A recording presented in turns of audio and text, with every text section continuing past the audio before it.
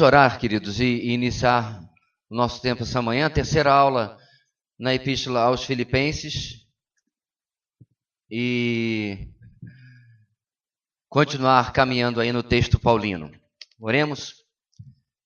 Deus querido, obrigado pelo nosso tempo nesta manhã, agradecemos pela liberdade e a possibilidade de nos reunirmos para estudar a Tua Palavra. Queremos, ó Deus, agradecer pelos materiais que o Senhor tem nos presenteado, ó Deus, o acesso, e agradecer, ó Deus, por esses irmãos que os têm produzido. Abençoa, Pai, nessa manhã nosso entendimento, ilumina nossas mentes e corações com o Teu Espírito Santo, que Ele venha, ó Deus, falar ao nosso coração de maneira firme, maneira decisiva, produzindo em nós mudança, transformação. É o que oramos em nome de Jesus. Amém. Muito bem, queridos. Nós vamos então hoje para a nossa aula número 3. Vamos caminhar em Filipenses 1, versículos 3 até o versículo 8. Quero convidar você a abrir junto comigo e nós já lermos o texto e assim partirmos para a lição. Filipenses 1, de 3 a 8. Tema da mensagem, da lição de hoje: Deus completará sua obra. Enquanto você abre aí, irmãos, estamos ainda na dependência do Serviço Postal Brasileiro, também conhecido como Correios. Se der, eles entregam logo logo, né? Tá ainda aí.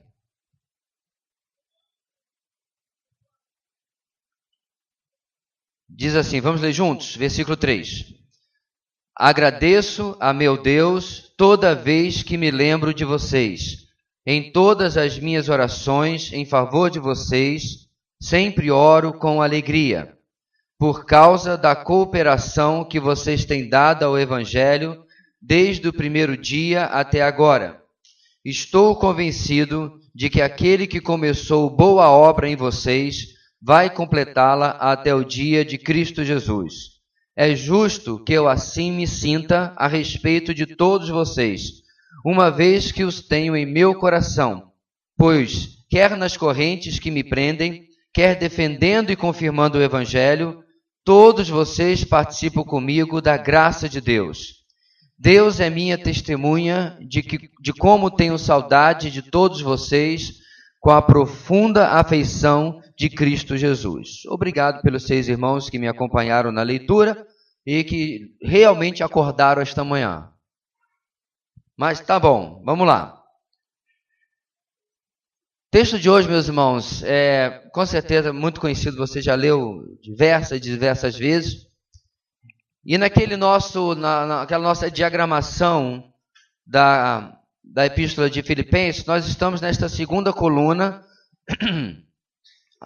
cujo foco é descrição das circunstâncias, né? Todo o primeiro capítulo, aonde Paulo vai estar falando de parceiros de Cristo no progresso do Evangelho. Ele vai falar sobre o sofrimento, ele vai falar sobre experiência. Então é uma sessão mais pessoal do apóstolo e do relacionamento dele com esses homens e essas mulheres desta igreja que ele tem tanto apreço. Nós vimos, está muito claro, está muito escuro, talvez esse lance aqui, o coisa já foi lá, apaga essa aqui da frente, só isso, tá bom, continua me vendo, claro. Então, nós vimos aquela nossa primeira introdução, tivemos 2 aulas de introdução, né? 2 frases tema para a Epístola de Filipenses, ok? A primeira, feita pelo nosso preletor aqui na última conferência de exposição bíblica Palavra da Videira, meu amigo Davi Murk, ele coloca o seguinte: Filipenses louva a fé que nos faz regozijar, mas exige humildade para com todos demonstrar. Como eu já falei, ele gosta de rimas. Na nossa exposição de Filipenses, 4 anos atrás, se eu não me engano, a grande ideia, a frase tema de toda a carta foi a seguinte: a alegria do viver por Cristo diante de desafios ao crescimento na verdade. Uma ou outra, de uma maneira ou de outra, sintetizam aquilo que Paulo quis falar nesta carta. Por que isso é importante, irmãos? Os livros bíblicos, todos eles não são um apanhado aleatório de textos. Saiu se escrevendo à torta e à direita de qualquer maneira, não. Eles têm propósito, eles têm alvo, eles têm objetivo, começo, meio e fim. Eles têm uma mensagem que deseja se comunicar aos seus destinatários. E é interessante que muitos deles são muito extensos, não são todos tão pequenos como um Abacuque da vida, e ainda assim ele mantém a sua coesão, mantém a sua lógica naquilo que eles estão defendendo. Filipenses não é um texto tão longo assim, mas ele também mantém. Muito bem, na sua apostila, aqui na primeira página, que é a página 14, desculpe, sua revista, na página 14, primeira página da lição número 3, você tem sempre esse quadro azul, onde você tem o texto bíblico, o versículo-chave, uma leitura, se você quiser acompanhar e acrescentar as outras leituras que você está fazendo durante a semana, e nós temos aqui alguns objetivos. Vamos vê-los. Primeiro objetivo, saber o quê? O que nós vamos tentar acrescentar ao nosso conhecimento no texto ou na lição de hoje. Deus susterá o seu povo até que Cristo volte, e então completará sua excelente obra, isto é, o corpo humilhado e mortal dos fiéis será transformado à semelhança do corpo glorioso de Jesus. É o que vai circular especialmente ao redor do versículo: estou plenamente certo, convicto, de que aquele que começou a boa obra em vocês vai completá-la até o dia de Cristo. Ou seja, ninguém vai ficar pelo caminho. Ninguém vai chegar quase lá, ok? Não vai ter aquela história de nadar e morrer na praia. Todos os que Cristo resgata, ele vai completar aquilo que está lá em Romanos capítulo 8, versículo 29. Aos que chamou, no qual ao final, glorificou. Certo? O processo vai chegar até o final, impreterivelmente. Em especial porque ele não é dependente de você, mas é dependente de Cristo. A obra que ele faz é uma obra completa. Segunda coisa, segundo objetivo, sentir, parte mais afetiva, né? Cognitiva, afetiva, sentir o quê? Certeza absoluta da preservação e glorificação final, sendo, por isso, fortalecido em toda boa obra, enquanto do céu aguarda o Rei, o nosso Senhor, retornar. Então, eu gosto dessa sequência da revista em que o cognitivo provoca o afetivo. Tem que ser assim.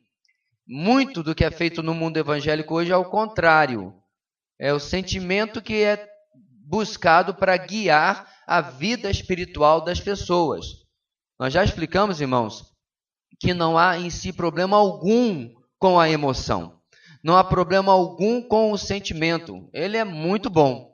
Agora, eu compreendo que ele não pode ser algo vazio.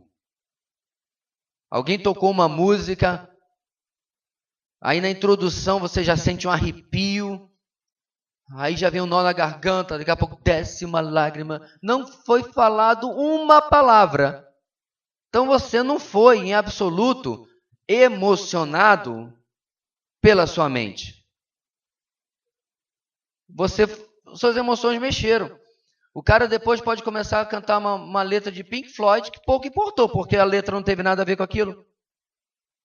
Então, meu ponto aqui, meus irmãos, é que a emoção tem a ver com aquilo que a gente constata, com aquilo que a gente raciocina, aquele culto racional. Deus move o nosso coração através da iluminação da nossa mente. E, finalmente, o que a gente vai fazer com isso? Ficar só conhecendo e sentindo? Não, uma ação. Qual é a ação? Última parte da sua aplicação. Cooperando com a proclamação da mensagem transformadora do Evangelho para o mundo até que Cristo venha completar a sua obra. Essas coisas aqui nós vamos ver nas nossas aplicações, que vão ser bem claras a respeito do desafio que precisamos ter para a nossa vida diante da lição de hoje. Aliás, se assim não o é, na nossa leitura, devocional, quando você lê um livro, em tudo, você deixou de fora a parte mais importante da fé cristã, que é a aplicação, que é a confrontação com a nossa vida, que é a comparação entre aquilo que foi falado e aquilo que eu estou vivendo, para ver se batem, para ver se estão de acordo. É aí sempre que deve chegar. É quase como você está chupando uma bala sem tirar a embalagem. Na prática, você não fez nada, né? Não sentiu nenhum efeito real. Muito bem. Na nossa introdução aqui, irmãos, o autor vai falar sobre a questão da gratidão normal que nós temos, corriqueira, geralmente com as coisas que já foram feitas ou realizadas por Deus. A nossa gratidão, geralmente, ela tem a ver com o passado e até mesmo com o presente. Na lição de hoje, nós vamos ver que Paulo vai tratar do passado, vai tratar do presente, mas ele joga a visão dos filipenses para o futuro. Joga para que eles possam olhar e ver que o que Deus fez e o que Deus está fazendo, Ele ainda fará. E o efeito que isso deve trazer na vida espiritual deles. Muito bem. Primeiro ponto nosso hoje, então. Gratidão pelo que Deus fez. Vamos reler, irmãos, versículos 3 até o versículo 5 para refrescar a nossa memória. Vamos tentar ver se agora a gente está mais acordado? 3 a 5. Vamos lá? Agradeço a meu Deus toda vez que me lembro de vocês. Em todas as minhas orações em favor de vocês, sempre oro com alegria, por causa da cooperação que vocês têm dado ao Evangelho desde o primeiro dia até agora. Oi, chamou? Ou não? Ok.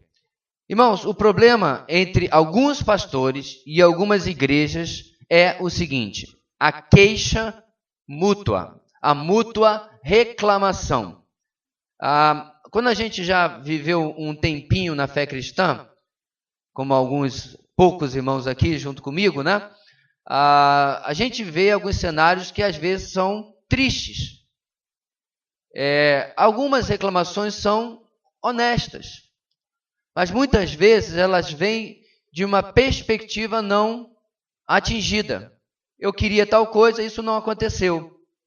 E mesmo quando a reclamação é justa, o que nós percebemos no apóstolo Paulo é que quando ele trazia uma queixa, uma confrontação para uma igreja local, em algum lugar da carta, ele também os elogia. Ele reconhece. O ponto aqui, meus irmãos, é que a gente precisa ter uma perspectiva de que, número 1, não há igreja perfeita. Acho que ninguém discute disso. Alguém até uma vez disse que se você encontrar uma igreja perfeita, não se junte a ela, porque vai estragar. É claro que não tem igreja perfeita. Então nós temos que começar a perceber que não importa qual seja o aspecto da igreja pela qual nós já tenhamos passado ou que nós ainda iremos passar, ela é composta de gente imperfeita. Até mesmo esta carta, que é praticamente elogio da parte do apóstolo para com os filipenses, ele vai tratar uma desuniãozinha que estava acontecendo entre eles. Inclusive, ele vai citar por nome. Eu imploro às irmãs Evódia e Sintique que pensem junto, que pensem a mesma coisa. Elas estavam no desentendimento. De repente, eram a presidente e a vice do Ministério de Mulheres, eu não sei. E uma queria fazer a coisa de um jeito, outra queria fazer do outro. Ninguém abria mão da sua razão. O texto não fala o que é. Eu realmente acho que não era diretoria de ministério algum, porque não era ainda um costume na época. Mas o ponto aqui, meus irmãos, é que isso chega aos ouvidos de Paulo. E é grave, porque talvez pessoas na igreja estavam tomando partido, né? Equipe Evódia, equipe Sintique. E ficavam, né? Pelo menos se a irmã Evódia fosse lá pedir perdão, a irmã Sintique e tal. E aí começava a lateralizar, né? O disse e me disse e tal. Até essa igreja foi advertida. Portanto, não há como nós olharmos para uma igreja, irmãos, numa visão meio de Camelot. Camelot é a cidade fictícia na história do rei Arthur, aonde até determinado momento, né, nas brumas de Avalon, você tem uma sociedade perfeita, um rei amado, né, um certo tipo de colegiado, até nisso eu já concordo com o Arthur também, um colegiado ali de todos se apoiam, são companheiros e tudo mais, tudo é perfeito.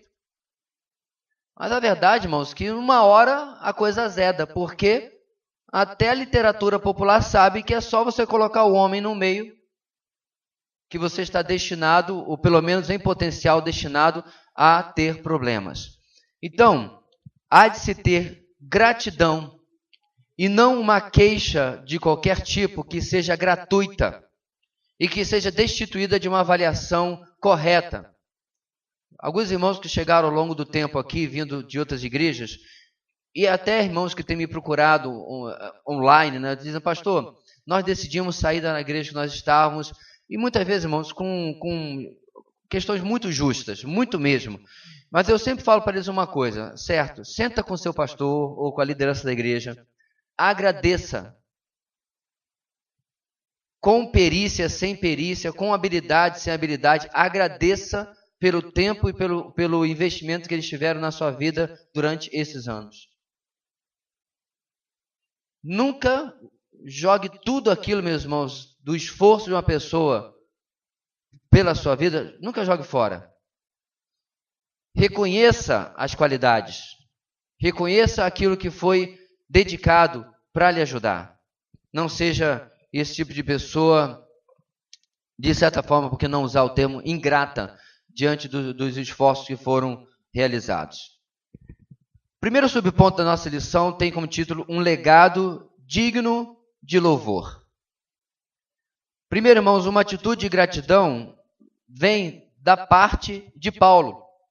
A primeira lição interessante, irmãos, que esse texto nos traz é como Paulo é grato, e ele manifesta isso no texto, pela vida dos filipenses.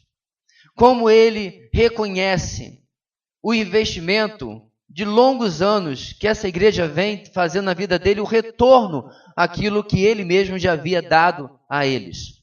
Essa postura da parte de Paulo, meus irmãos, é fundamental. A gratidão é não um sentimento, uma atitude extremamente curadora, que sana, que cura, que restaura a vida das pessoas. Quantas vezes, meus irmãos, eu já vi pessoas passarem anos sem receber sequer um muito obrigado. Aliás, às vezes dentro da nossa casa, nós pressupomos que as pessoas da nossa casa, filhos, pais, cônjuges, fazem as coisas porque tem que fazer. Assisti um filme no voo para cá, em que a mãe, a personagem, simplesmente se encheu da ingratidão dos filhos e foi embora de casa. A mãe foi embora de casa. Apesar que o filme é meio comédia demais da conta, mas é interessante, irmãos, que eles levam alguns minutos andando pela casa, passando para lá e para cá, até perceberem que a mãe não está. Quando é que eles percebem? Não tem café da manhã. Aham. Porque às vezes a gente acha, meus irmãos, que aquela refeição simplesmente se materializou. É Star Trek. A gente aperta um botão e o computador, o sequenciador molecular... Ô, irmãos, eu sei que eles são lindos, mas eu estou aqui. Olha lá. As crianças estão passando, né? A gente aperta um botão e o sintetizador molecular preparou o café da manhã para nós. Olha lá, que lindo. Não funciona assim. Exige de nós o reconhecimento de que alguém levantou mais cedo do que a gente para adiantar as coisas, é ou não é? Olha, o carro está rodando, não parou. Alguém fez manutenção, alguém botou gasolina. O ponto aqui, meus irmãos, é que Paulo não trata os filipenses ou o que eles estão fazendo como uma obrigação. O que não deixava de ser. É isso que é interessante, irmãos. Se não for o apóstolo, eu sei, irmãos, Deus mandaria outro, eu sei de tudinho, mas há de se entender que se não for o apóstolo, o evangelho não teria chegado aos filipenses. Eles sabem disso. Eles são gratos em contrapartida por isso. E Paulo, meus irmãos, mesmo que eles estejam fazendo nada mais do que a sua obrigação, cuidar do seu pai na fé, cuidar do homem de Deus que estava ali, como todos nós sabemos, preso, Paulo é grato pela vida deles. E essa gratidão, meus irmãos, ele não era uma gratidão sem fundamento. Ele detalha aí quais são as razões da sua gratidão. Primeira, letra A, era baseada na cooperação da igreja na proclamação do evangelho. Ele menciona essa igreja como uma igreja que participava, como uma igreja que se engajava, como uma igreja que estava presente no ministério do apóstolo. Irmãos, eu me identifico muito com isso, porque vários colegas que estão trabalhando em duas situações, principalmente, implantação de igreja e revitalização de igreja. São coisas distintas. Implantação ou plantação de igreja é do zero, né? O camarada vai, às vezes com uma pequena equipe, ou às vezes a equipe é só ele, a esposa e o filho, e vão começar do zero a plantar uma igreja numa cidade interior, em um bairro, assim por diante. A revitalização, irmãos, são pastores que têm tomado igrejas que estavam para morrer, ou doentes, ou já enfraquecidas, e começam todo um processo de fortalecimento teológico e tudo mais. Agora, uma coisa acontece em ambos os casos, geralmente. O quão sozinhos eles se sentem. A primeira porque está implantando. Todo mundo que ele tem do lado dele, se não tem uma equipe, é novo convertido. Está começando a dar os primeiros passinhos. Não sabe ainda muito do que deve fazer. Está começando a aprender, mas não sabe muito bem. No outro caso, ora, se essa fosse uma igreja operosa, nem precisava revitalizar, é ou não é? Eles estão revitalizando porque a igreja está parada no tempo e no espaço. O pessoal vem, senta, assiste e vai embora. Pastor, valeu, viu? Até semana que vem. Não há vida de corpo, não há uma série de coisas que identificam, por exemplo, o motivo da gratidão do apóstolo, porque era uma igreja que participava do ministério. Irmãos, vamos emprestar ao que Paulo vai ensinar lá aos Efésios, capítulo 4. Preste atenção. Lá ele vai dizer que o nosso Senhor deu dons aos homens. E ele vai enumerar, em particular, os dons de ministério acima da igreja. Então ele vai falar que primeiro a igreja foi fundamentada em cima de apóstolos e profetas. Diante desse fundamento que já foi colocado, esse ministério é continuado na nova aliança, depois do Novo Testamento em especial, por pastores e mestres. Não é pastores e mestres, é pastores ensinadores. Agora, preste atenção que o texto não acaba. Ele diz, para a obra do ministério, para preparar o corpo de Cristo, para que eles façam o ministério. É só você ler o texto todo. A igreja cristã não é o lugar do ministério pastoral, é o ministério do corpo. Ali naquele texto, Paulo está dizendo como que esses preparam aqueles.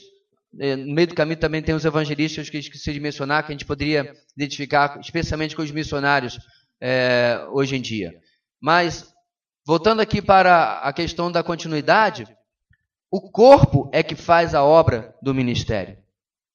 Tem a história que eu já contei para vocês há muito tempo, que um pastor de uma mega igreja dos Estados Unidos foi procurado por uma membro da sua igreja, que havia acompanhado um parente em uma doença terminal. Num hospital ali da sua cidade, havia ao lado um dormitório, obviamente isso não é no Brasil, né? Um dormitório para as famílias dos parentes. E ali, ela conheceu diversas famílias e foi falar com o pastor. O pastor tem uma oportunidade ótima de ministério ali. Eles estão abertos, eles querem visita, eles querem oração, eles estão dispostos. O pastor ficou vibrando. Que bom, irmã. Pois é, pastor, vim trazer essa ideia aqui, o que o senhor acha? Ele falou, eu acho perfeito, pode começar. Não, pastor, eu vim trazer a ideia. Aí o senhor vê o que o senhor vai fazer com essa ideia. Ele disse, não, irmã. Se Deus colocou a ideia no seu coração, é para que a irmã faça. Não é para dar ideia para o outro. Parece quando eu estava no seminário, irmãos, nós tínhamos um colega que você tinha a ideia das aprontações e ele fazia. Você tem amigo assim? A gente fala assim, fulano, faz tal coisa. Ele lá fazia. Você era a mente do mal por trás. E ele fazia. No reino, você pode ser a maior mente do bem que você puder ser. Mas você não pode jogar responsabilidade para o outro. Eu concordo plenamente com o que esse pastor falou. Vai lá e faz. Convida outros irmãos que têm o desejo de trabalhar com capelania. Vai lá e faz. Assim, meus irmãos, eles impactaram a vida do apóstolo porque eles não ficaram deitados em berço esplêndido. Se cada um de nós cumpríamos a grande comissão, Mateus capítulo 28 em especial, no ano de 2018, certo? Cada um de nós, se você cumprir a grande comissão, e Deus, porque o resultado não lhe pertence, e Deus lhe der a graça de ser instrumento para alcançar uma única pessoa. Presta atenção, nós estamos em março. Vamos arredondar 90 dias, ainda faltam 250 dias neste ano. Ok? Aproximadamente. Falta mais, porque nós estamos ainda no dia 11, né? Se você for, pela graça de Deus, instrumento para alcançar uma única vida. Responde uma coisa, meus irmãos. O nosso auditório serve para 2019? Sim ou não, igreja? Não. Domingo passado, irmãos, quase não cabia mais ninguém. Você entendeu o meu ponto aqui, né? Então você não depende em nada do meu ministério para fazer isso. Nada. Depender, não. Você pode ser beneficiado do meu ministério, você pode ser beneficiado do ministério do seu grupo de vida, você pode ser beneficiado pelo ministério do papo de menina, do que quer que seja. Mas depender, não. Em absoluto. Você já tem a capacitação, 1 João diz que você já tem a unção do alto e não é necessário que nada seja ensinado. Você já recebeu tudo que você precisa para a vida e para a piedade, Pedro fala sobre isso. E você já tem uma ordem. Vão e façam discípulos. O que você precisa mais? Não, pastor, é que eu não fiz um cursinho de evangelismo. Pois é, nem o pessoal que foi expulso de Jerusalém em Atos capítulo 8. Teve cursinho de evangelismo. Como já disse um missionário moderno, eu ouvi uma ordem e obedeci. Os filipenses haviam entendido de Paulo que assim como ele havia trazido o evangelho até Filipos, eles deviam fazer a mesma coisa. Uma das coisas, meus irmãos, que tem me impactado sobre algumas, não conheço todas, é claro, algumas obras indígenas, especialmente aquelas muito isoladas, é como que em alguns casos que eu tive conhecimento, eles têm conseguido transmitir aos indígenas, também a aborígenes e outras etnias isoladas da civilização moderna, vamos chamar assim, como eles têm conseguido transmitir a capacidade de levar o evangelho por si mesmos a outros. No livro famosíssimo, nós temos na nossa biblioteca, O Totem da Paz, Don Richardson relata como que anos depois dele ter chegado lá, eles começaram, eles mesmos, são aborígenes da Papua Nova Guiné, eles começam a alcançar as outras aldeias da sua própria etnia. É assim que devia funcionar, irmãos. Agora, em algum momento, quer seja entre eles ou quer seja entre nós, a gente para nesse entendimento. Os filipenses não tinham.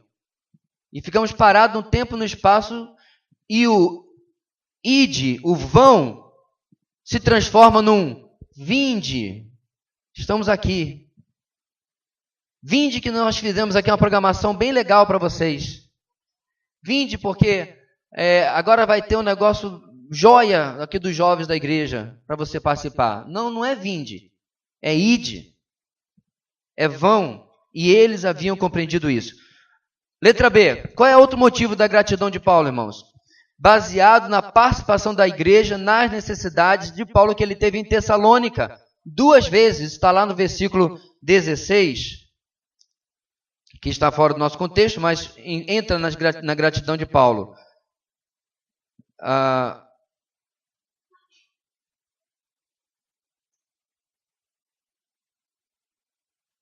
Eu acho que eu anotei errado. Só um minutinho.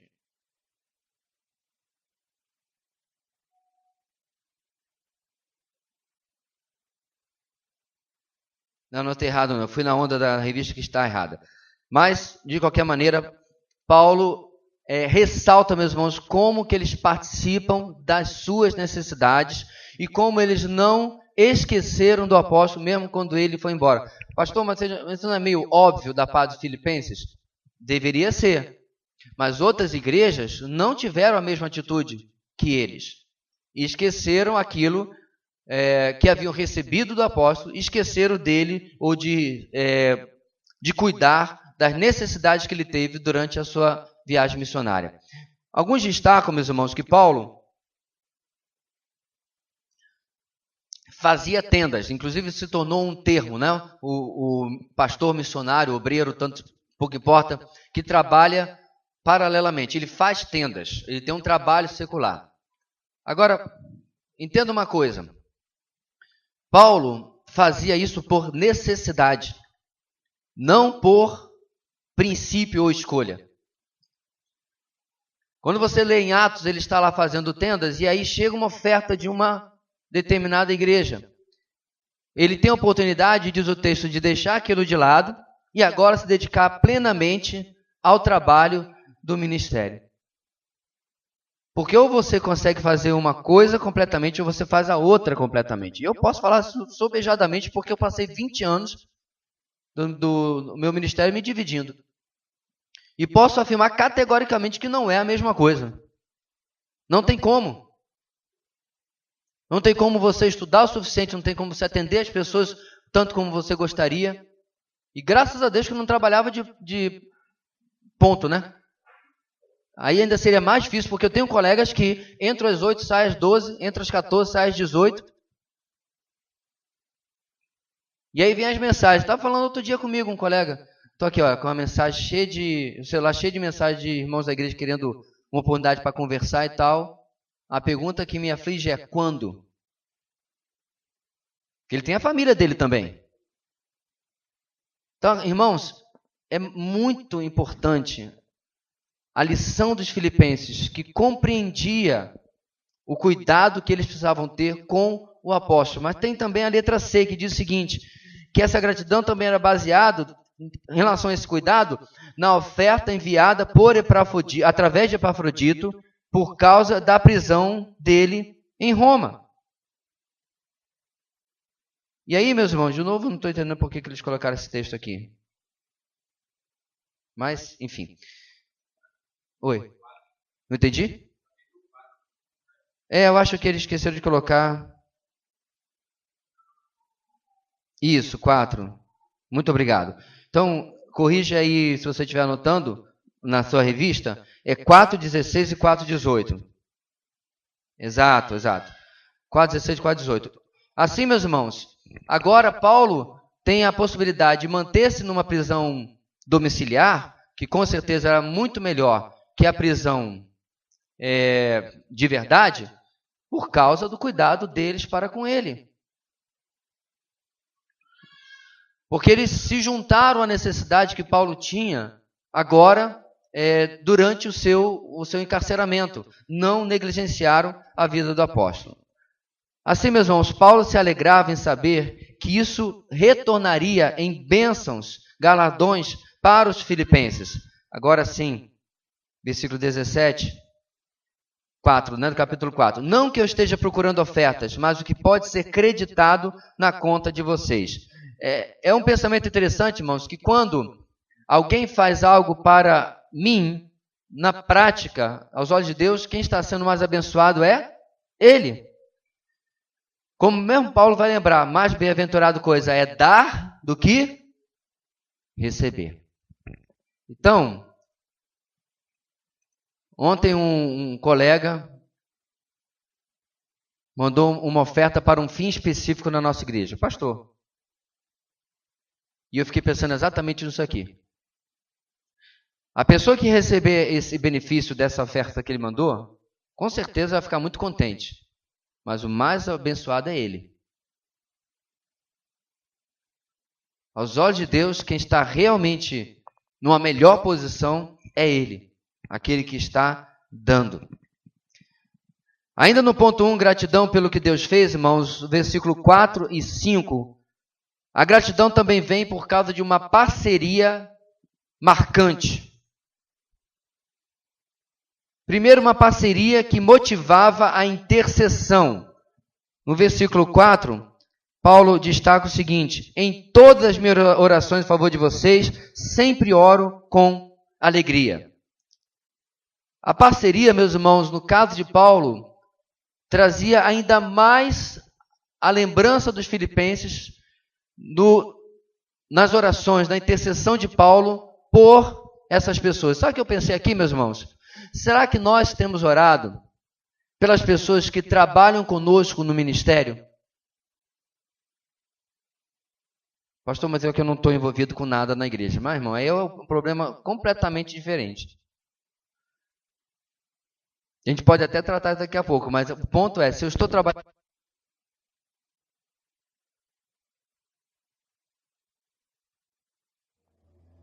Muito bem. A gente vai ter que gravar aqui a parte, né? E depois eu faço lá uma emenda. Não sei nem se salvou tudo isso que a gente gravou até agora. Senão, infelizmente, porque a bateria da câmera, ela viciou. A gente já procurou online, não conseguiu encontrar. Infelizmente, ela desliga. Mas vamos lá, irmãos. Tento lembrar aqui o fio da meada onde eu estava. Exato. Então ele orava, meus irmãos, por esses irmãos em Filipenses que participavam do seu ministério, que participavam da sua vida, participavam daquilo que estava acontecendo com ele. E aí vem para nós essa necessidade de olharmos ao redor, daqueles que estão em Cristo conosco, trabalhando juntos, e nós orarmos uns pelas vidas dos outros. Eu quero destacar isso aqui, meus irmãos, porque o exemplo maior do Senhor Jesus fica, é claro, mas Paulo deixa claro que com todo o conhecimento que ele tinha, com toda a capacitação que ele tinha, que eu não estaria exagerando em dizer que é difícil encontrar na história do cristianismo uma pessoa tão capacitada e completa e em termos de recursos como ele, mas ainda assim ele destaca a necessidade da oração. A intercessão, meus irmãos, ela precisa ter dois aspectos aqui nesse particular, em relação a nós.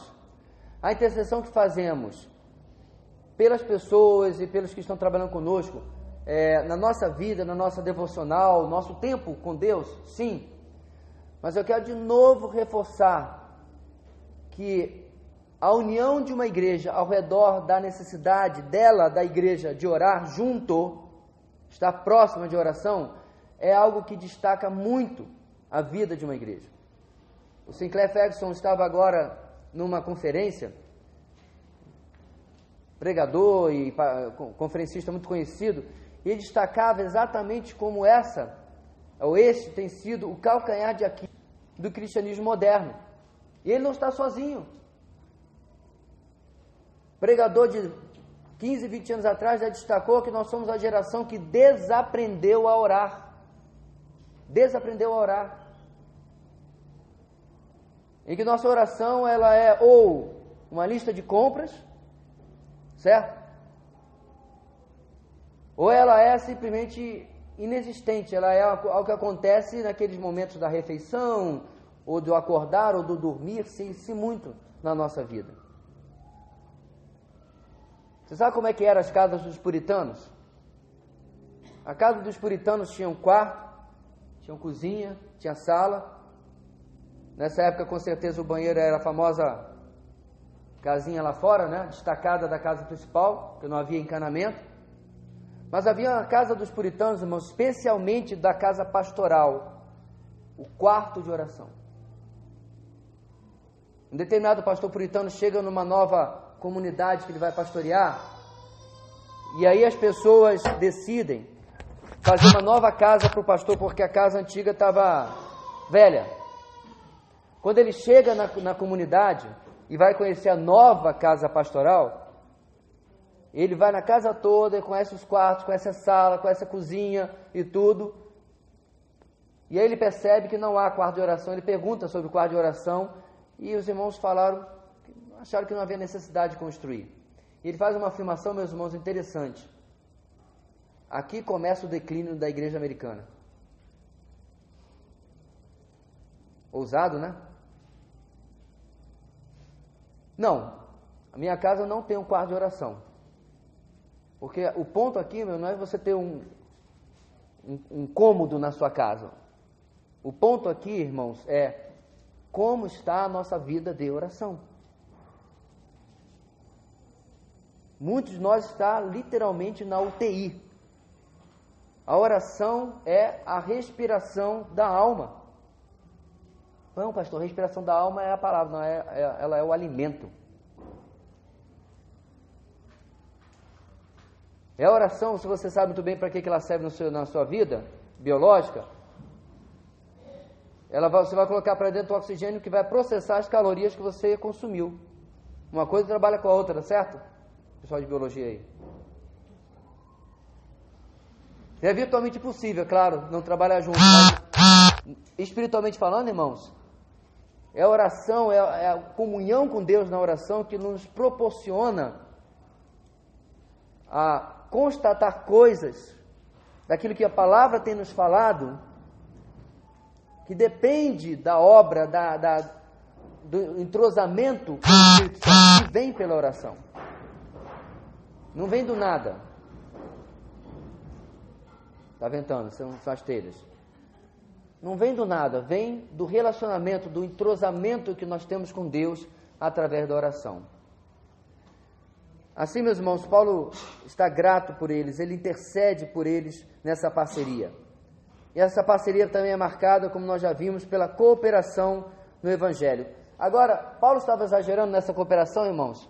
A nossa revista nos informa, nos lembra, na verdade, que a gente já havia visto isso na primeira aula, que essa igreja foi plantada mais ou menos há 9 anos, quase uma década. Há 9 anos que eles vinham mantendo isso, porque Paulo diz, desde o primeiro dia até agora. Eu gostei disso, irmãos, apesar que 9 anos é um prazo pequeno. Mas curiosamente, irmãos, nós estamos chegando hoje, nesses tempos agora em abril, ao nosso aniversário de 15 anos. Mas em especial, irmãos, nós estamos fechando uma década depois de toda uma mudança que houve na nossa igreja. Poucos estavam aqui em 2007, 2008. Mas houve uma mudança, irmãos, para usar um termo bem proverbial, da água para o vinho. De foco, de visão, de propósito na vida da nossa igreja. Que foi paulatino, ninguém tirou uma camisa e colocou outra, porque não é assim que se faz as coisas. Mas o meu ponto é que há necessidade de uma continuidade. Você está perdendo fôlego? Você está perdendo ânimo na caminhada? Nós nem começamos. Estamos ainda bem nos primeiros 100 metros de uma maratona. Bem no começo, irmãos, de um projeto que envolve a vida dos nossos filhos. Vamos ligando as coisas? Já voltou a energia aqui. De um projeto que envolve a vida da nossa família. Muitas visões de igreja, irmãos, têm o objetivo de resolver um problema que está acontecendo agora na igreja. Nós estamos tentando ter uma visão bíblica para resolver, não os problemas só de agora, mas os problemas que podem vir no futuro que não venham. É um trabalho de prevenção, é um trabalho de fundamentação. E Paulo verifica que aquilo que ele plantou, aquilo que ele semeou nessa igreja em Filipos, tem dado fruto, tem dado continuidade na vida desses homens e dessas mulheres. Isso é algo magnífico. Cooperação no Evangelho, irmãos, que você tem no seu texto, é interessante porque é a mesma palavra para comunhão para com o Evangelho. A palavra que ele usa para cooperação aí é koinonia, que você deve conhecer bastante, graças a Deus, tecnologia, acabando com a minha voz. Que você deve conhecer bastante que koinonia é comunhão. Então Paulo, traduzindo literalmente, está dizendo, eu estou muito alegre pela comunhão de vocês com o Evangelho, da cooperação de vocês com o Evangelho, ou seja, eles estavam envolvidos com Paulo em tudo o que eles podiam. Quais são algumas aplicações, meus irmãos, desse primeiro ponto que eu gostaria de destacar para nós aqui. Primeiro, suas reclamações para com irmãos, contra irmãos, é justa? Será que você realmente tem feito críticas e reclamações que são baseadas na verdade? Ou são baseadas na sua opinião? Eu já tive pessoas que me procuraram online para falar de uma coisa ou de outra da sua igreja. Eu falei assim, mas querido, isso não é questão da sua forma de ver e da forma do outro ver? Uma divergência de opiniões. Entra no acordo, conversa. Quantas vezes, meus irmãos, as pessoas criam problemas dentro da sua igreja local porque as coisas não estão acontecendo segundo a sua maneira de ver. Necessariamente não tem nada de errado sendo feito. Vão pintar de novo o prédio da igreja. Eu acho um desperdício. Legal. Mas as pessoas que tomam decisão em relação a isso não acharam desperdício. Vão fazer tal e tal coisa. Acho que não devia ser feito. Ok. O problema não é ter opinião, irmãos. O problema é o que você faz com ela. Se você cria dissensão, se você cria disse-me-disse. Tanto em relação à sua igreja, mas em relação à pessoa em particular. Segunda aplicação, irmãos, letra B. A sua gratidão também quanto a irmãos é justa? Em que sentido? Você está sendo realmente grato pelas pessoas que estão ao seu redor? Nós cantamos, irmãos, o cântico já antigo, Tu és Jesus, amigo verdadeiro, que tenho conhecido na vida de meus irmãos. Não cantamos? Ora, eu sou grato pela vida do meu irmão? Eu fico, às vezes, irmãos, muito edificado em perceber determinadas atitudes na vida das pessoas da nossa igreja. Atitudes que confrontam a falta dela na minha vida. Quando eu olho para fulano e digo, olha, é assim que eu tinha que ser. É assim que eu tenho que ser. Tinha não, tenho que ser. Então estou sendo grato porque eu não tenho que somente imaginar como que tal ou tal coisa seria no Evangelho. Eu posso olhar para a vida dos meus irmãos e perceber na vida dele ou dela a vivência e a experiência que são necessárias para que eu também seja melhorado, edificado naquele ponto da vida cristã. Letra C. As pessoas têm motivos para serem gratos pela sua cooperação no Evangelho?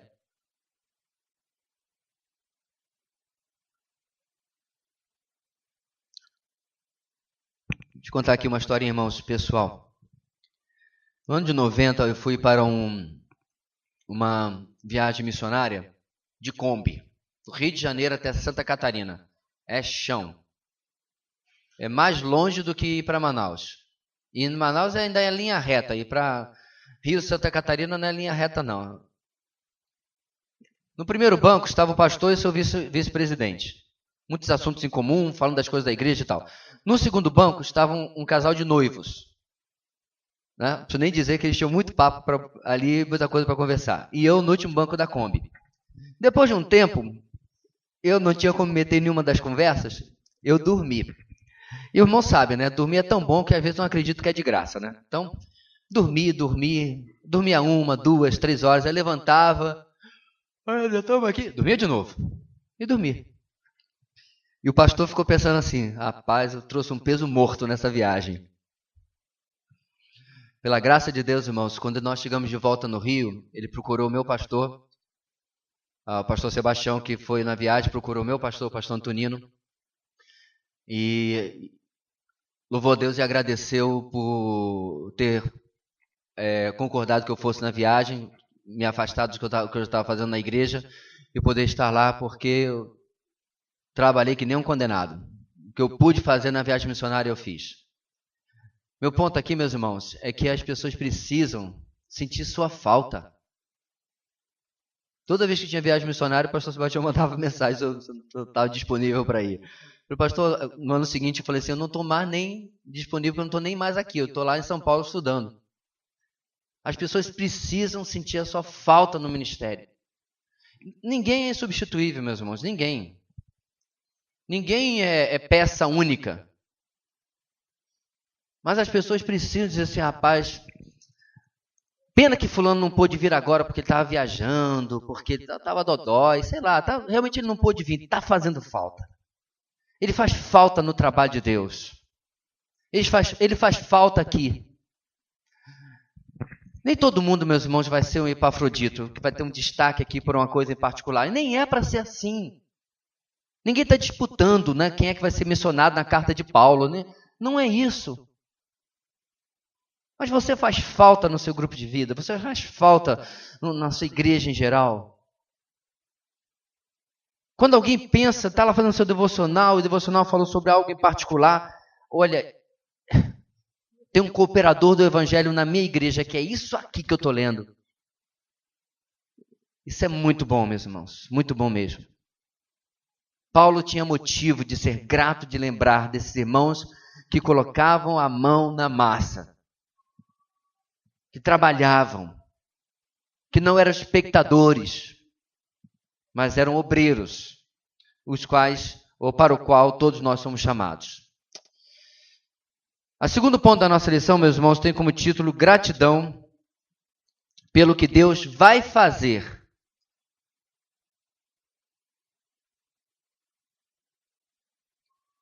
Gratidão pelo que Deus vai fazer ainda.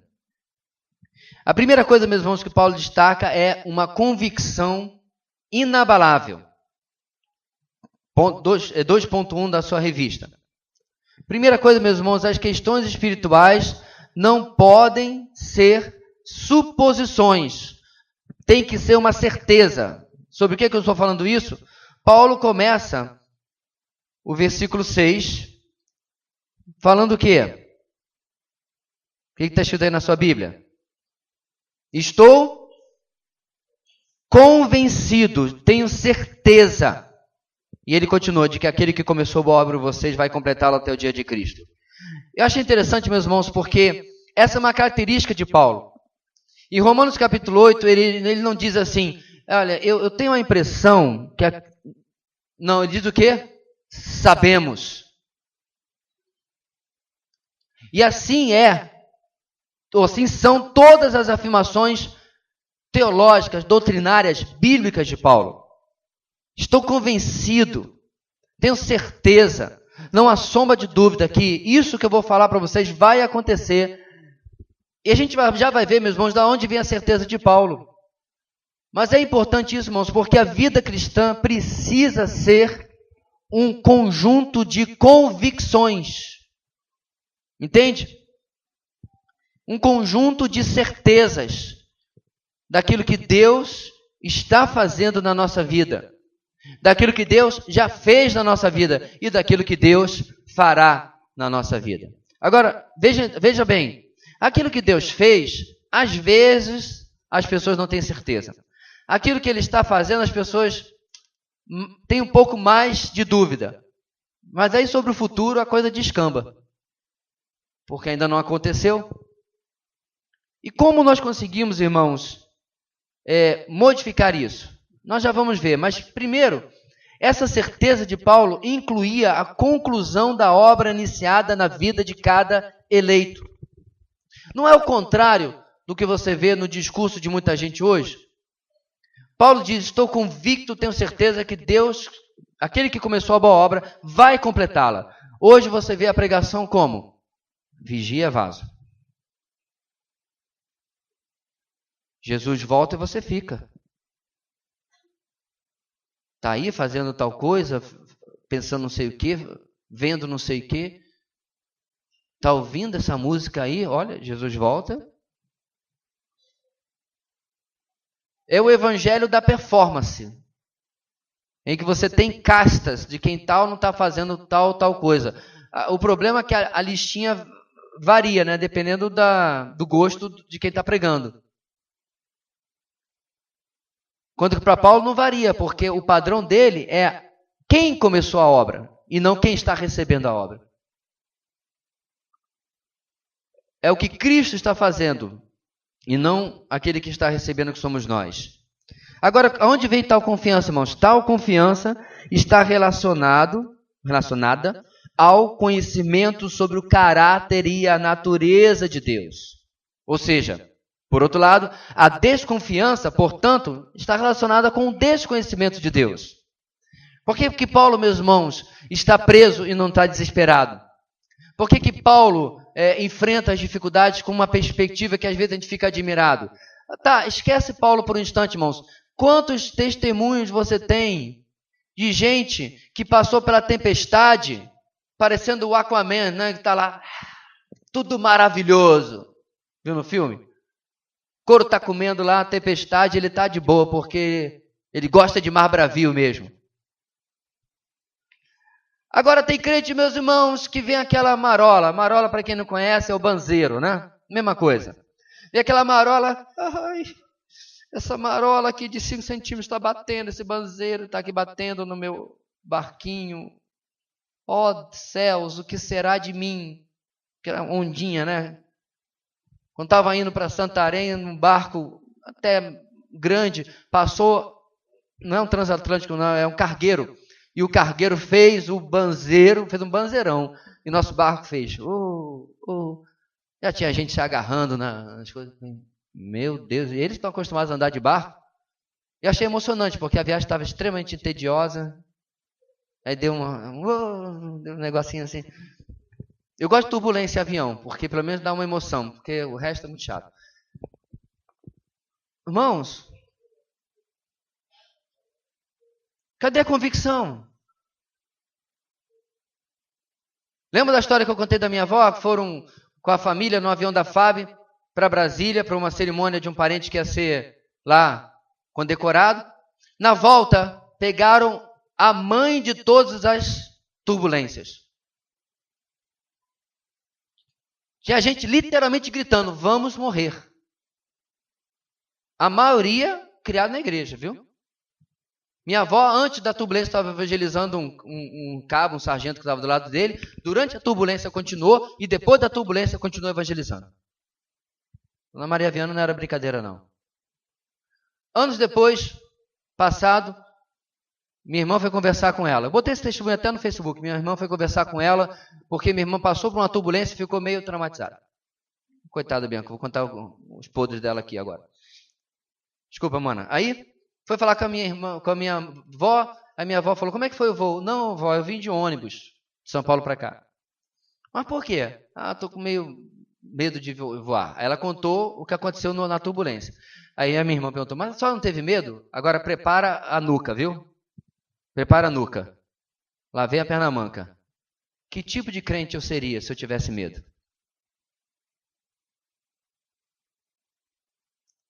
Não preciso nem dizer que a minha irmã voltou para São Paulo de avião, né? Depois dessa, ela me contou, irmãos, eu não sabia desse encontro. Ela me contou agora nas férias, fiz até um texto sobre isso, irmãos. Mas, que tipo de crente? Paulo, meus irmãos, possui essa convicção a respeito dos filipenses por causa da convicção do conhecimento que ele tem sobre Deus. É por isso, meus irmãos, que eu sou tão firme com a questão de desespero, desesperança, depressão. O problema aqui vem sempre daqui. Sempre.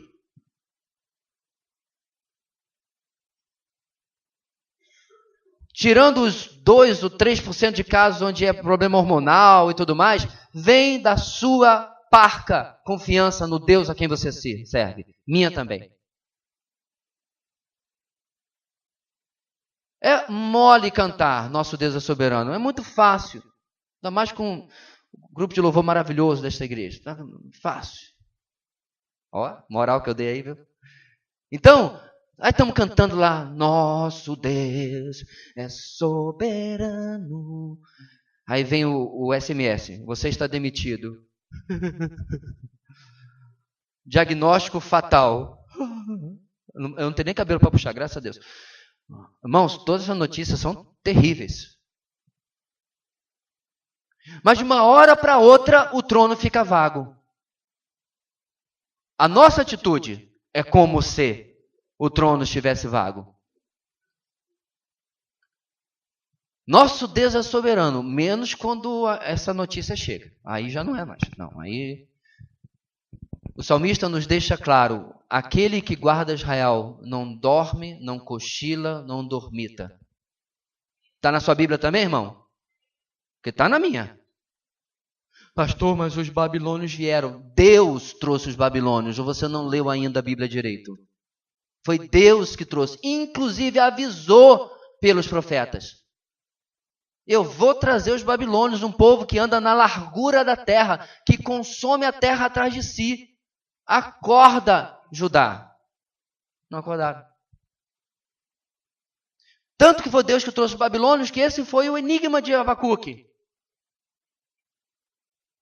Então, meu irmão, quando estava em outubro do ano passado na Fiel, meu colega de quarto que ganhou a hospedagem porque não podia pagar, depois dele contar, vários dias nós orávamos pela situação dele, ele perdeu o emprego quando o estaleiro no Rio de Janeiro foi fechado, na transição do governo Dilma para Temer, ela já havia diminuído o tamanho, ele acabou de fechar por causa da crise, milhares de famílias ficaram desempregadas.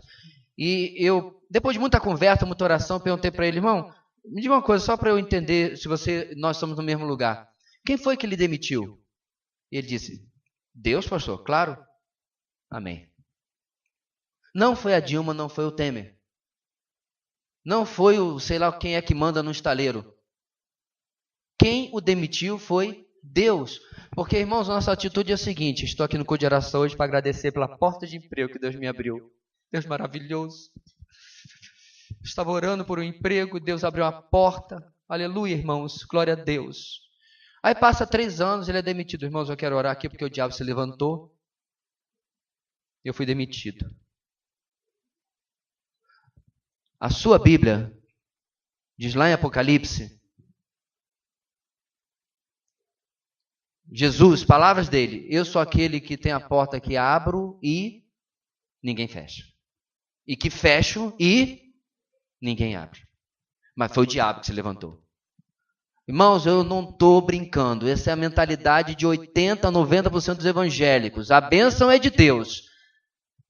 A doença, o desemprego, o que quer que seja, o pneu furado é de Satanás. Não leram o livro de Jó, aparentemente. Não leram. E assim, meus irmãos, essa confiança vem disso daí.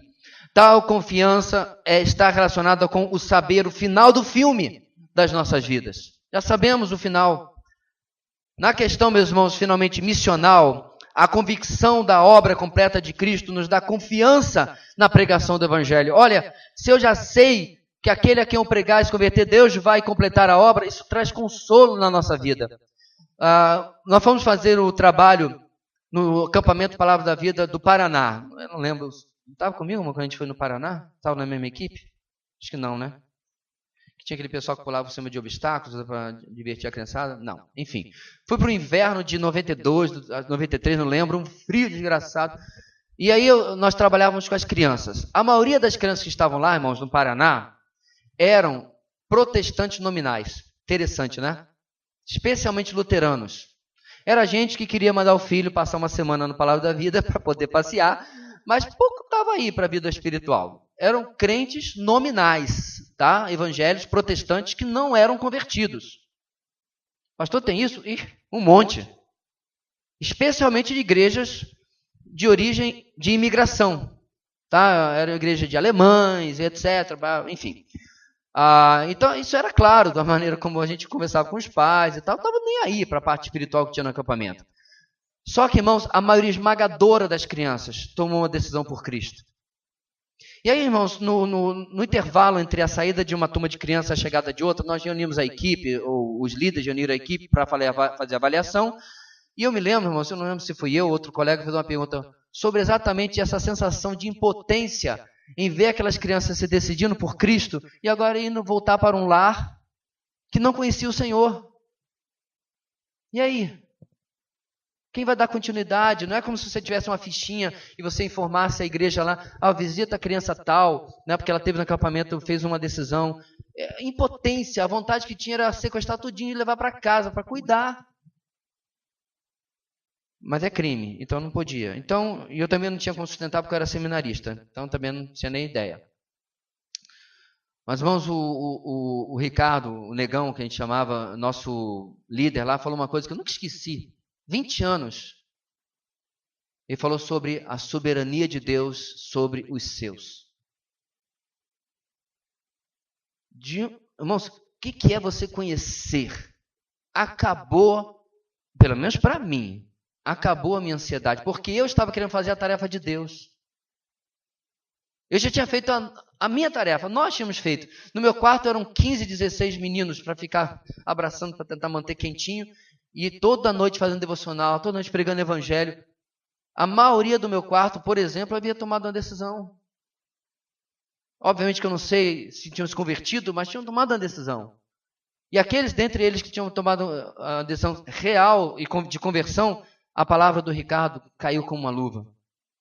Eu falei, é verdade. Eles não são meus. Nem os que eu pari são meus. Foi a Leila ajudou. Não é verdade, irmãos? Se não confiar na obra soberana de Cristo, de que Ele, o que diz Paulo aqui, irmãos? Vai terminar a boa obra. Nós fazemos a nossa parte e precisamos fazer a nossa parte. Na proclamação e no cuidado, no discipulado, na edificação. Mas cabe ao Senhor completar aquilo que Ele começou. Quais são algumas aplicações, irmãos, antes de nós continuarmos? Letra D nas nossas aplicações, eu coloquei na sequência aí. Você trata aquilo que lê nas Escrituras como bula de remédio? Acabamos de falar, irmãos, sobre convicção do que cremos. Você trata aquilo que você lê nas Escrituras com a mesma seriedade e obediência de uma bula de remédio? Ou seja, você abriu o remédio, tirou o papelzinho de dentro, né, e deu lá, dosagem, 20 ml 4 vezes por dia. Aí você pensa assim, 20 ml 4 vezes por dia dá 80. Se 80 4 vezes por dia faz um efeito que é o que eu desejo, vou tomar logo 100 de uma vez só. Certo? Errado. Você não faz isso. Uma pessoa em sã consciência faz o que está na bula do remédio. Temos, inclusive, uma farmácia aqui para confirmar que não pode ficar inventando moda, né? Tem que fazer aquilo que diz. 2 farmácias aqui, que eu me lembro. Não sei se tem mais alguém formado em farmácias mais aqui. O ponto, meus irmãos, é que com a Bíblia a gente é criativo, a gente tem interpretações alternativas, né? Ide por todo mundo pregar o evangelho a toda criatura. Mas esse cara que trabalha comigo não tem como. Esse aqui que estuda comigo, Senhor, o Senhor não sabe quão insuportável ele é. Deus não sabe. O Senhor não sabe que criatura insuportável que é esse colega de trabalho. Ele tem ódio dos crentes. Igualzinho um camarada que está escrevendo o texto que a gente está ouvindo aqui essa manhã. Tinha ódio dos crentes. Então, meus irmãos, não tem espaço para interpretação. É o que Deus prescreve, é o que nós fazemos. Letra E. Como o conhecimento de Deus, ou a falta dele, tem impactado sua confiança, em outras palavras, sua fé nele. Então, veja bem, meus irmãos. Muitas vezes o nosso problema não é não entender o que Deus está fazendo, mas não concordar com o que Ele está fazendo. Isso tem a ver o quê? Com a nossa confiança nele. Ele está fazendo aquilo que é a vontade dele para a nossa vida naquele momento, naquela circunstância.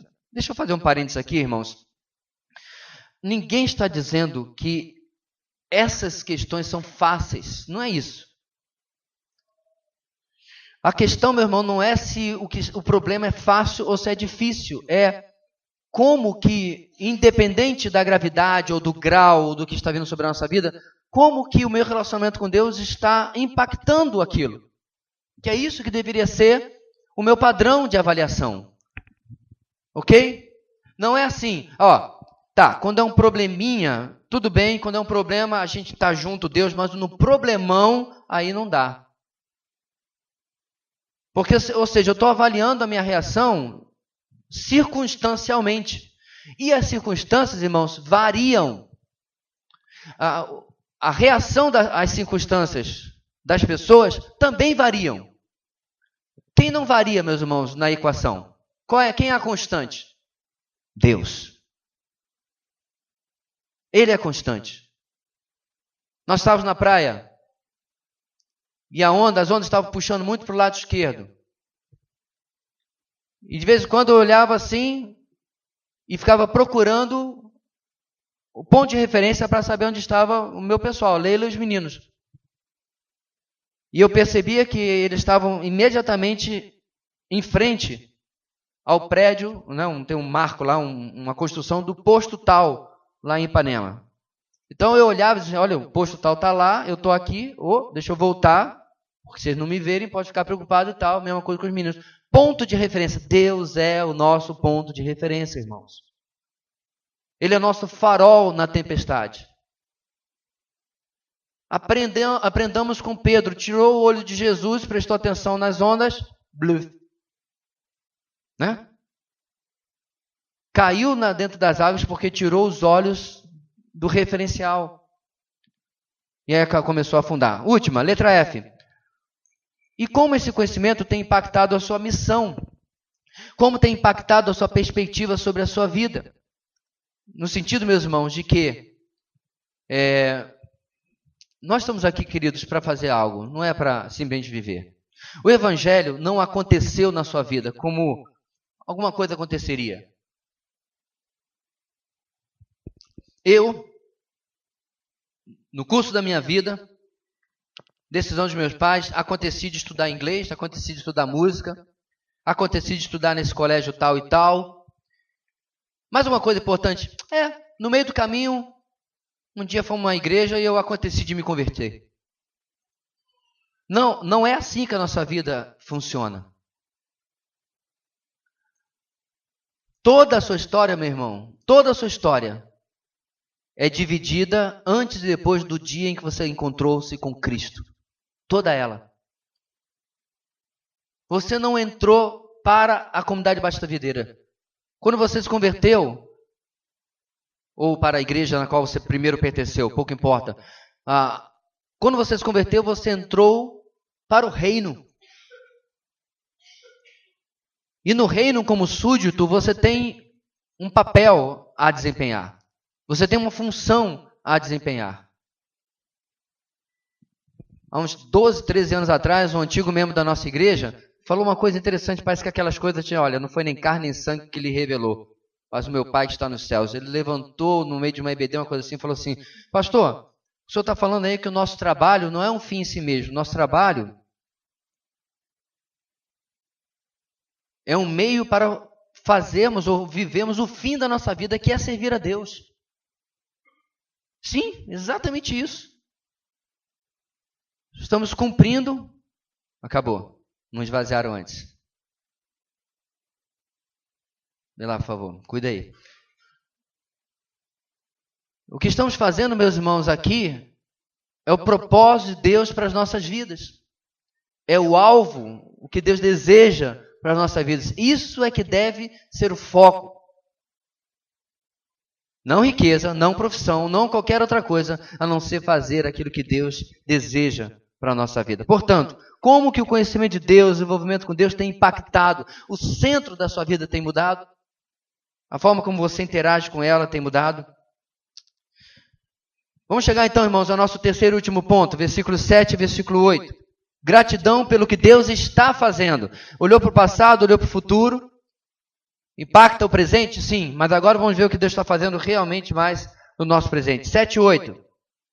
É justo que assim me sinta a respeito de todos vocês, uma vez que os tenho em meu coração, pois quer nas correntes que me prendem, quer defendendo e confirmando o Evangelho, todos vocês participam comigo da graça de Deus. Deus é minha testemunha de como tenho saudade de todos vocês, com a profunda afeição de Cristo Jesus. 3.1, irmãos, um sentimento sincero. Nessa última parte, irmãos, a gente vai falar mais de relacionamento. Sobre o quê? Precisamos reconhecer o valor das pessoas que servem debaixo da graça de Deus. Que servem a mim, que servem aos outros. A questão aqui, irmãos, não é a valorização do serviço, mas é o relacionamento com as pessoas. Deixa eu dizer uma coisa para você. Eu nunca compreendi isso, é um negócio que eu trato desde a minha adolescência. Porque às vezes quando chegava na minha igreja, alguém dizia assim, hein, esse aqui é fulano, ele é o meu melhor amigo. Tudo bem? De qual igreja que você é? Não, eu sou ateu. Então prepara que eu vou falar radical. Não consigo entender o melhor amigo de um cristão ser um incrédulo. Ou a sua definição de amizade é diferente da minha. Completamente. E eu já falei para algumas pessoas fazerem um teste. Fala das suas lutas contra o pecado com seu melhor amigo incrédulo.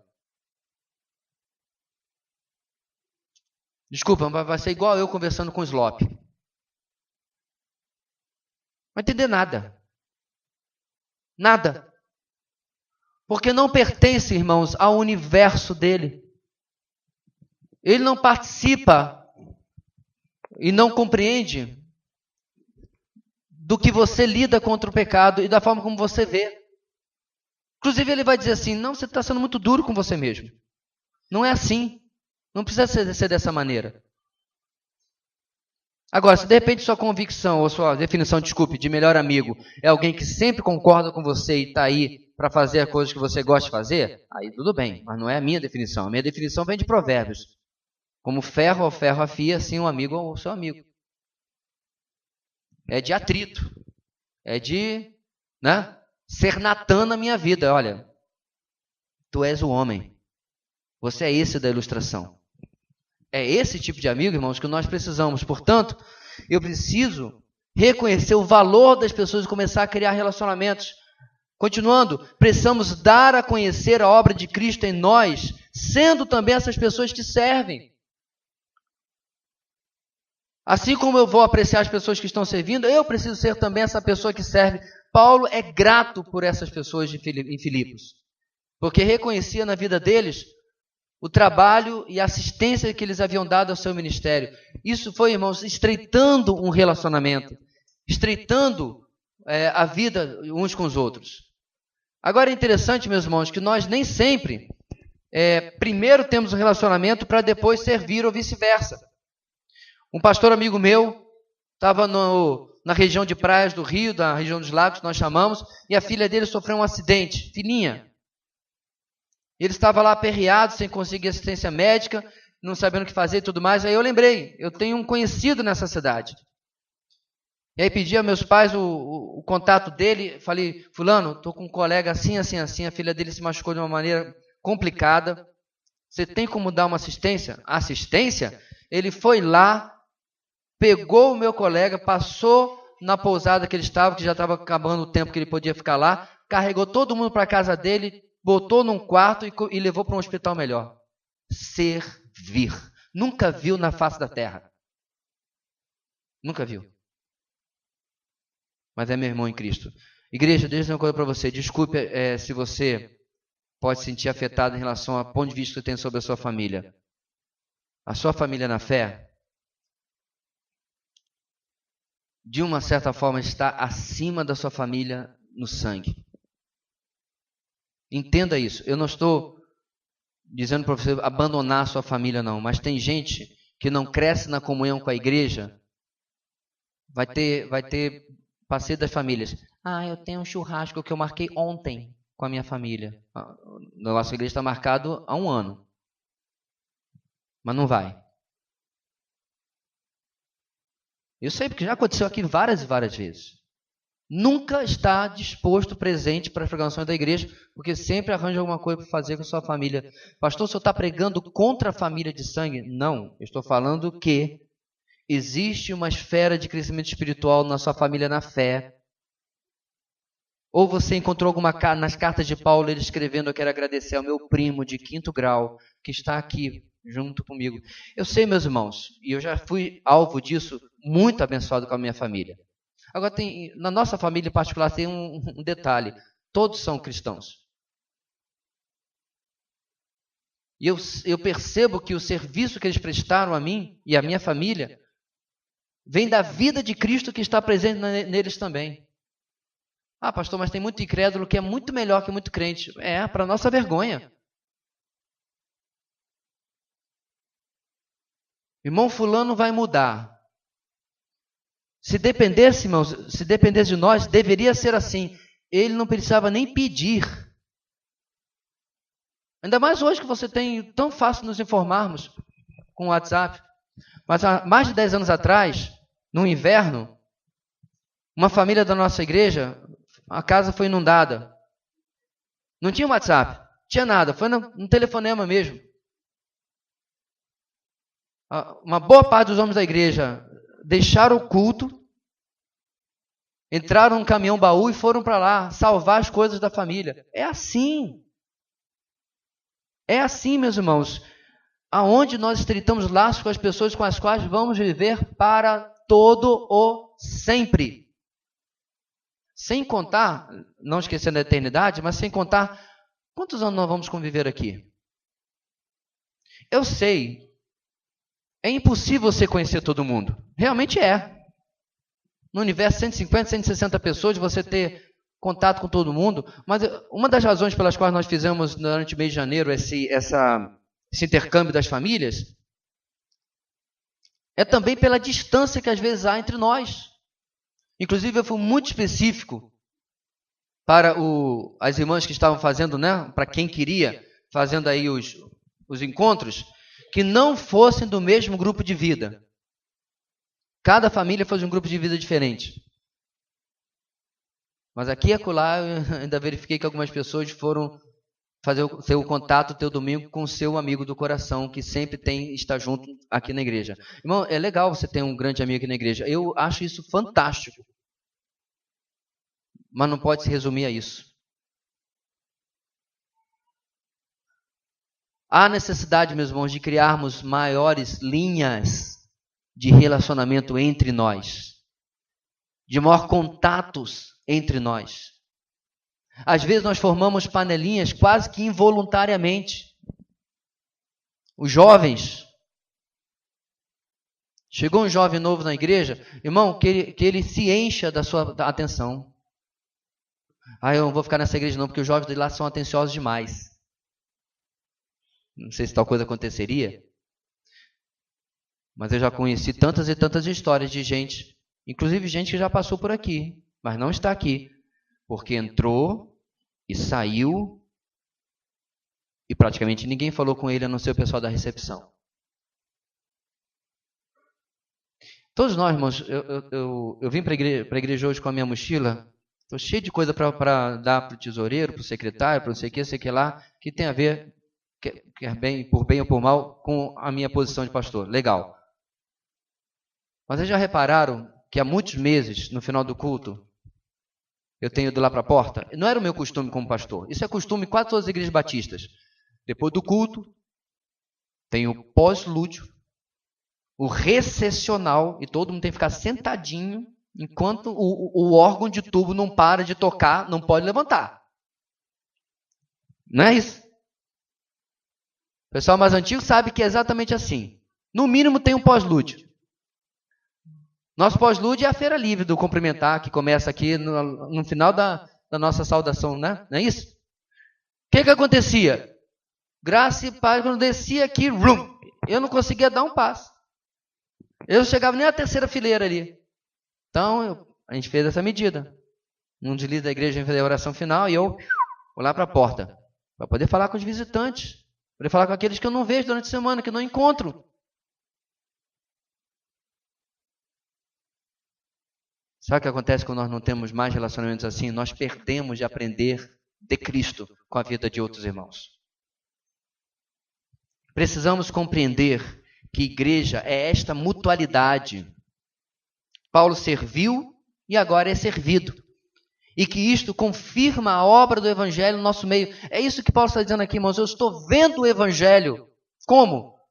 Na vida de vocês, no comportamento de vocês, na atitude de vocês. Vocês vivem o Evangelho através do serviço que estão prestando a mim também. E assim precisa ser, meus irmãos. Participarmos, vivermos juntos. Estarmos compartilhando aquilo que Deus tem feito na nossa vida. O próximo slide está errado, 3.2. Paulo vai falar no versículo 8 de um sentimento profundo. Agora, além desse relacionamento, como é que ele tem que ser? Precisamos ser sinceros ao ponto de evocar Deus como testemunha. É o que Paulo diz. Deus é minha testemunha, que eu tenho saudade de vocês. Irmãos, Paulo não está dizendo aqui um negócio, eu juro por Deus, viu? Não. Não é cultural, é real. Tá? Paulo não está dizendo assim, Deus te abençoe. Não, ele está literalmente dizendo, pode acreditar, eu tenho saudade de vocês, Deus sabe disso. Sinceridade. Transparência, honestidade nos nossos relacionamentos. Precisamos também, irmãos, ser sinceros nos relacionamentos entre nós. E precisamos ser intensos nos relacionamentos entre nós. Eu já quis ler tudo para você compreender que é isso que havia, meus irmãos. Isso é lindo demais entre Paulo e os filipenses.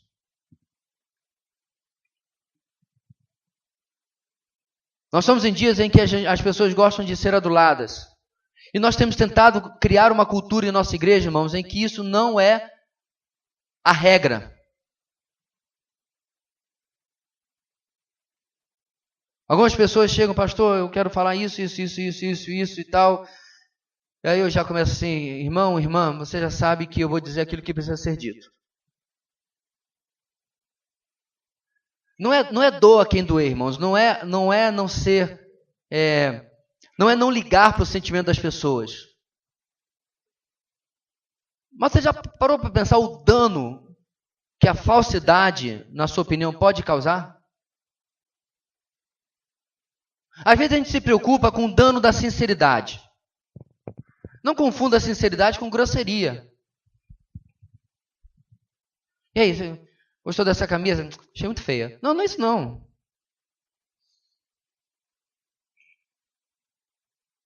Não é grosseria. Mas quantas vezes, irmãos, nós causamos um dano à vida dos nossos irmãos por não falar a verdade em amor? Efésios. E não chegar e dizer assim, meu irmão, tal e tal coisa. Deus deseja de nós, meus irmãos, que sejamos o ferro na vida do nosso irmão e que ele seja o ferro na nossa vida. Alguém disse certa vez, eu não sei de quem é essa frase, que se duas pessoas concordam sempre em tudo, uma delas é supérfluo, dispensável. Então tá bom. Sempre concordando. Jovens, se você está procurando uma pessoa para casar que concorda totalmente com você, sabe de nada, inocente. Isso é a pior coisa que você pode procurar. A pior. É claro que há pessoas que, felizmente, por amarguras e falta de cura, o pessoal no casamento nunca concorda com o cônjuge. Já é outra história. Tem que ir para tratamento, né? Mas se você pede opinião do seu cônjuge, para ele dizer assim, adorei. Mas adorou mesmo? Não, mas é isso que você quer ouvir? Então, perguntou para quê? Para o meu ego ser satisfeito. Entendi. Né? Na igreja, é a mesma coisa. Veja bem, meus irmãos. Há situações em que é uma mera questão de opinião. E a gente tem que dar a nossa opinião como uma mera outra opinião também. Mas há questões que não são assim. Há muito tempo atrás eu me arrependi redondamente de não ter falado o que tinha que ser falado para determinadas pessoas. Quando o desastre veio nas suas vidas, eu não era responsável. Claro, tomaram suas decisões e tomaram seus caminhos. Mas eu falei assim, eu devia ter falado. Estava ao meu alcance. Pastor, te pediram a sua opinião? Não. Mas se alguém está indo em direção ao precipício, ela tem que perguntar, o que você acha desse caminho que eu estou tomando? Não. Você fala assim, olha só, não sei se você percebeu, de repente você tem a capacidade de voar, e eu não sei, estou me metendo aqui, mas tem um buraco ali na frente. E na minha experiência, talvez você seja exceção, 100% das pessoas que foram por ali caíram. que a lei da gravidade não foi suspensa ainda. Então não vá. Não vai por aí. E assim tem sido, irmãos. Algumas vezes, sabe o que acontece? Deus vai usar a sua vida para mudar a trajetória de alguém. Sabia disso? Não é a sua vida, glória para mim. Não, você, vaso frágil, incompleto. Deus vai usar essa sua iniciativa, pela graça dele, para mudar a trajetória de alguém. Porque você simplesmente abriu a boca para falar. Às vezes até de incrédulos. Numa empresa de autopeças que eu prestava serviço há uns anos atrás, o camarada veio contar das suas aventuras amorosas e depois de algum tempo, eu já meio cheio daquilo, sabendo quem eu sou, eu falei assim, como você se sentiria se alguém estivesse falando das mesmíssimas palavras sobre a sua mãe ou sobre a sua irmã? Como você se sentiria? Semanas depois ele veio falar para mim que eu não ia lá todo dia, claro, só quando tinha demanda. Ele veio falar para mim que ele ficou dias pensando naquilo. Uma noção simples, um homem de Neandertal que não entendeu que as únicas mulheres do mundo, que as mulheres do mundo não são apenas algo que ele deve dar a sua opinião ou usar como ele quer ou como deixa de querer e assim por diante, e que ele tem dentro da sua própria casa outras, e ele que ainda pode ter uma filha ainda. Sabe, irmãos, às vezes a gente tem que deixar realmente o politicamente correto de lado. E falar as coisas que precisam ser faladas com doçura, sim. O politicamente incorreto também pode ser falado com doçura. Olha aí. A verdade em amor. E Paulo tinha, meus irmãos, esse relacionamento com eles, tanto que, no resto da carta, a gente vai acompanhar isso, ele vai tratar diversos assuntos com firmeza. E vai confrontar esses irmãos no que eles precisam. Quais são algumas aplicações para nós terminarmos aqui? Letra G. Você destaca mais os erros e falhas dos irmãos sem equilibrar com o apreço pelas virtudes e o valor? Veja bem, é muito difícil que uma pessoa seja totalmente inútil, ruim e má. Hitler era muito bom com os animais. Eu sei que isso não resolve muita coisa para os 6 milhões de judeus que ele matou, os 250 mil ciganos e sei lá quantas mais pessoas que ele prejudicou, mas o interessante é que ele era muito apreciado pelos seus amigos. Tá, eu sei que o exemplo é meio extremado, irmãos, mas às vezes nós temos uma opinião sobre outra pessoa como se absolutamente nada prestasse nele ou nela. Em alguns aconselhamentos matrimoniais que eu já tenho feito, depois de ouvir as lamúrias do esposo ou da esposa durante 40 minutos, eu digo assim, olha, nós temos só alguns minutos mais, porque eu tenho um compromisso depois, eu queria lhe perguntar o seguinte, enumere 3 características que você admira na sua esposa ou no seu esposo. Acredite se quiser, tem gente que tem que deixar para a próxima sessão, porque não consegue. Sabe por quê? Porque vestiu os óculos da crítica. E só consegue ver as coisas ruins no outro. E o pior, nada de ruim em si. Óbvio que esse casamento não vai, ou qualquer relacionamento, na verdade, não vai tão bem assim. Letra H. A ordem é servir e possivelmente ser servido. Compreendeu? Não é tomar lá da cá, irmãos. Vai haver na sua trajetória inúmeras pessoas que você vai servir e você jamais vai ser servido por elas. Então eu já estou avisando que não é uma fórmula. Entendi, pastor. Paulo serviu aos filipenses, agora estava sendo servido por eles. Pois é, mas existem outras igrejas em que Paulo serviu, né? E só recebeu ingratidão. Então não pode haver aqui nenhum interesse escuso, né? Ou secundário. Não estou servindo aqui porque eu sei que eles vão me servir depois. É um investimento. Querido, isso não funciona às vezes nem dentro do casamento. É só você começar a trabalhar com o aconselhamento bíblico que você vai descobrir isso. Homens ou mulheres que serviram e muito às suas famílias e não tinham o devido retorno. Pais que serviram à exaustão seus filhos e na velhice passam a velhice sozinhos. Você não conhece esses casos? E ainda assim, pastor, o senhor vai advogar aqui que a gente deve servir as pessoas? Eu não. Eu não vou advogar nada. Vou deixar o advogado defender a sua causa. Porque o próprio Filho do Homem não veio para ser servido, mas para servir e dar a sua vida em resgate de muitos. Argumenta com ele. Olha para a sua vida e vê se você está servindo a Cristo como Ele lhe serviu. Boa sorte com isso, viu, aliás.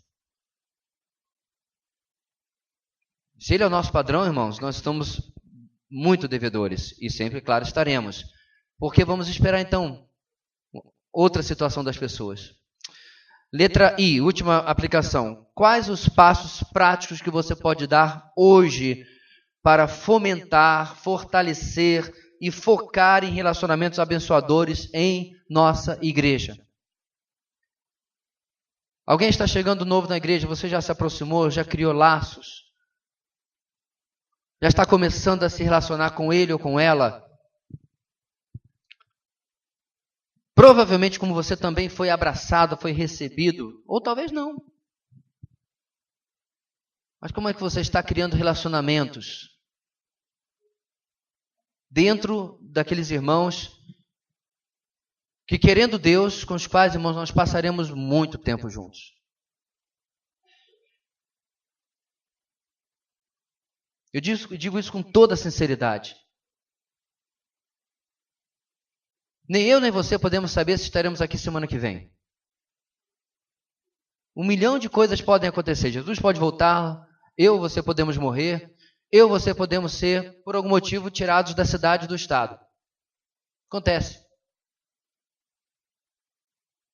Mas se nenhuma dessas coisas acontecer, irmãos, eu não sei você, mas eu estou aqui para um projeto de longo tempo. E você não pode ser, para as minhas vistas, um mero número. E como eu disse, nem Jesus tinha um relacionamento próximo com todas as pessoas. Ele tinha um relacionamento com João, depois com os 3, Pedro, Tiago e João, depois com os 12, e um deles ainda era o nó cego, e as mulheres que lhe acompanhavam. Ele tinha aqueles 70, que ele dispensou, e tinha as multidões. Havia um escalonamento. Mas havia um relacionamento. Aí eu pergunto, você vai se fechar na sua panelinha das pessoas que você mais gosta, porque todo mundo concorda com as opiniões de todo mundo? Ou você vai usufruir dos relacionamentos abençoadores que podem haver dentro do corpo de Cristo? Para terminar, meus irmãos, pode clicar aí, meu filho. Abra a sua revista na página 17. Nós vamos terminar lendo a nossa conclusão juntos, ok?